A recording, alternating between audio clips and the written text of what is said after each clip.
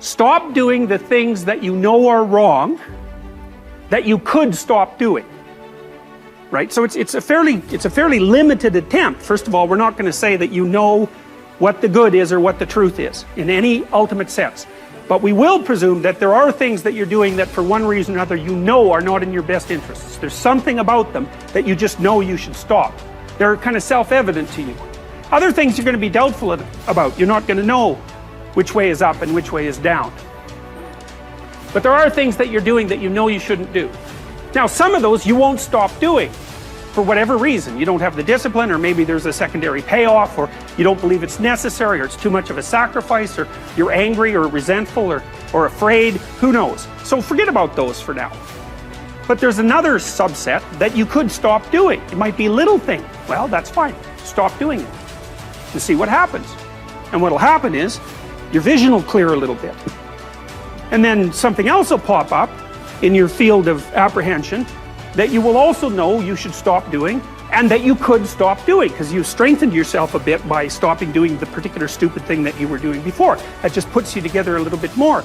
And you could do that repeatedly for an indefinite period of time. And you know, that doesn't necessarily mean that you're going to ever be able to formulate a clear and final picture of what constitutes the truth and the good.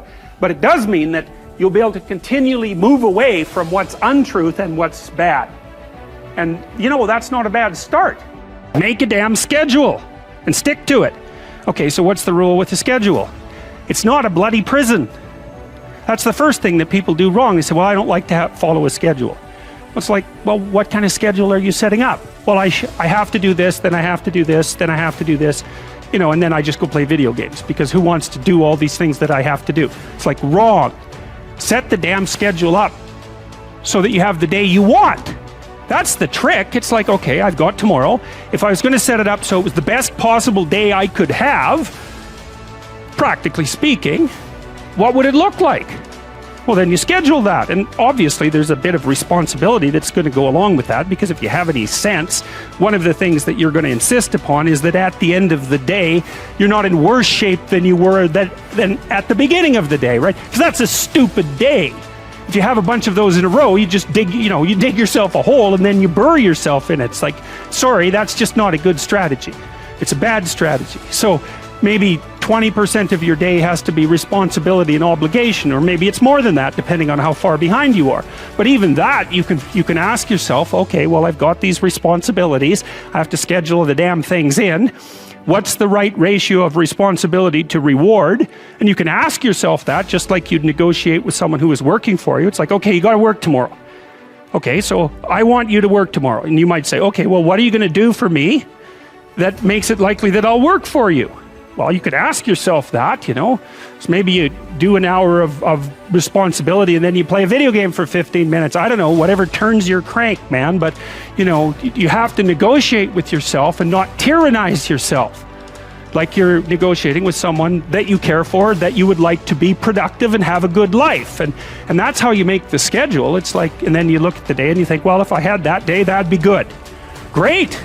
You know, and you're useless and horrible, so you'll probably only hit it with about 70% accuracy, but that beats the hell out of 0, right? And if you hit it even with 50% accuracy, another rule is, well, aim for 51% the next week, or 50.5% for God's sake, or because you're going to hit that position where things start to loop back positively and spiral you upward. Sometimes, you know, I can't sleep at night because I'm thinking about something, and usually what I'll do is go write it down. I have some writing to do, so I get up and I go write down what I'm thinking, and that usually does the trick. But because I had been playing with YouTube, I thought, well, I'll try making YouTube video and telling people what I'm thinking about, and see if that performs the same function as writing. And to me, the function of writing, well, it's twofold. One is conceivably to communicate with people, although the fundamental purpose for me is to clarify my thoughts so that I know to, you know, because if something is disturbing you, what that means is that it needs to be articulated. It's the emergence of unexplored territory, something that disturbs you. That's the right way to think about it. It's unmapped territory that's manifesting itself. It's like a vista of threat and possibility. And you need to articulate a path through it. And so that's what I was doing. It's like, I was thinking, well, this is bothering me and this seems to be why, and here's what I think is going on. And so I made the videos, and in some sense, I didn't think anything more of it. You don't have to necessarily have done anything wrong for things to get completely out of control. It's a terrifying doctrine, but it's not a hopeless doctrine, because it still says that there's a way forward, there's a pathway forward, and the pathway forward is to adopt a mode of being that has some nobility, so that you can tolerate yourself and perhaps even have some respect for yourself as someone who's capable of standing up in the face of that terrible vulnerability and suffering, and that the pathway forward, as far as the existentialists are concerned, is by, well, certainly by the avoidance of deceit, particularly in language, but also by the adoption of responsibility for the conditions of existence and some attempt on your part to actually rectify them. And the thing that's so interesting about that is, well, two, as far as I'm concerned, and some of this is from clinical experience, you know, if you take people, and I've told you this, and you expose them voluntarily to things that they are avoiding and are afraid of, you know, that they know they need to overcome in order to meet their goals, their self-defined goals. If you can teach people to stand up in the face of the things they're afraid of, they get stronger. And you don't know what the upper limits to that are, because you might ask yourself, like, if for 10 years, if you didn't avoid doing what you knew you needed to do, by your own definitions, right, within the value structure that you've created, to the degree that you've done that, what would you be like?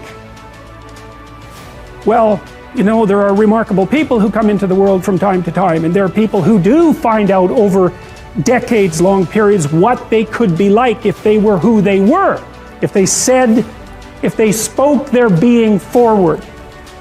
And they get stronger and stronger and stronger, and we don't know the limits to that. We do not know the limits to that. And so you could say, well, in part, perhaps the reason that you're suffering unbearably can be left at your feet, because you're not everything you could be, and you know it.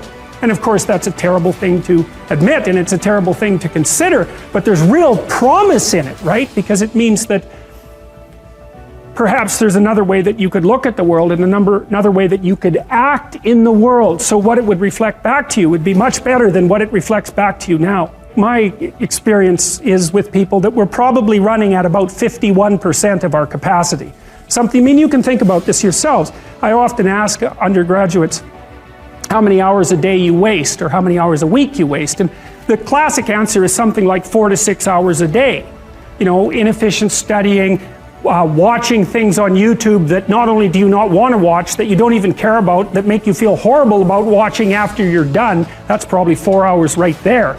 You know, you think, well, that's 25 hours a week, it's 100 hours a month, that's 2.5 full work weeks, it's half a year of work weeks per year. And if your time is worth $20 an hour, which is a radical underestimate, it's probably more like 50 if you think about it in terms of deferred wages. If you're wasting 20 hours a week, you're wasting $50,000 a year. And you are doing that right now. And it's because you're young, wasting $50,000 a year is a way bigger catastrophe than it would be for me to waste it, because I'm not going to last nearly as long. And so if your life isn't everything it could be, you could ask yourself, well, what would happen if you just stopped wasting the opportunities that are in front of you? You'd be who knows how much more efficient, 10 times more efficient, 20 times more efficient. That's the Pareto distribution. You have no idea how efficient people get. It's off the charts. Well, and if we all got our act together collectively and stopped making things worse, because that's another thing people do all the time, not only do they not do what they should to make things better, they actively attempt to make things worse because they're spiteful or resentful or arrogant or deceitful or homicidal or genocidal, or all of those things all bundled together in an absolutely pathological package. If people stopped really, really trying just to make things worse, we have no idea how much better they would get just because of that. So there's this weird dynamic that's part of the existential system of ideas between human vulnerability, social judgment, both of which are major causes of suffering, and the failure of individuals to adopt the responsibility that they know they should adopt. It isn't merely that your fate depends on whether or not you get your act together and to what degree you decide that you're going to live out your own genuine being. It isn't only your fate. It's the fate of everyone that you're networked with. And so, you know, you think, well, there's 9 billion, 7 billion people in the world. We're going to peak at about 9 billion, by the way, and then it'll decline rapidly, but 7 billion people in the world, and who are you? You're just one little dust mote among that 7 billion, and so it really doesn't matter what you do or don't do, but that's simply not the case. It's the wrong model, because you're at the center of a network. You're a node in a network. Of course, that's even more true now that we have social media. You'll know 1,000 people, at least over the course of your life. And they'll know 1,000 people each, and that puts you one person away from 1 million, and 2 persons away from 1 billion. And so that's how you're connected, and the things you do, they're like dropping a stone in a pond. The ripples move outward, and they affect things in ways that you can't fully comprehend, and it means that the things that you do and that you don't do are far more important than you think. And so if you act that way, of course, the terror of realizing that is that it actually starts to matter what you do. And you might say, well, that's better than living a meaningless existence. It's better for it to matter. But I mean, if you really asked yourself, would you be so sure if you had the choice? I can live with no responsibility whatsoever. The price I pay is that nothing matters. Or I can reverse it and everything matters. But I have to take the responsibility that's associated with that. It's not so obvious to me that people would take the meaningful path. You know, when you say, well, nihilists suffer dreadfully because there's no meaning in their life, and they still suffer. Yeah, but the advantage is they have no responsibility. So that's the payoff, and I actually think that's the motivation. Say, well, I can't help being nihilistic. All my belief systems have collapsed. It's like, yeah, maybe. Maybe you've just allowed them to collapse because it's a hell of a lot easier than acting them out.